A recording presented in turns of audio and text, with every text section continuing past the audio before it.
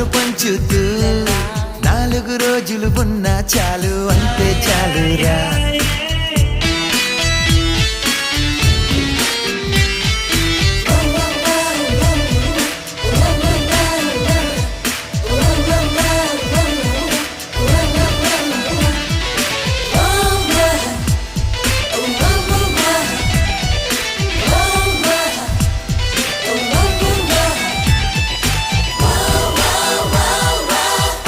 పండుని పొందాలి అంతా ఆనందం, అందిన వెంటనే పంచాలి ఎంతో సంతోషం, అల్లరి పనులే చెయ్యాలి అప్పుడే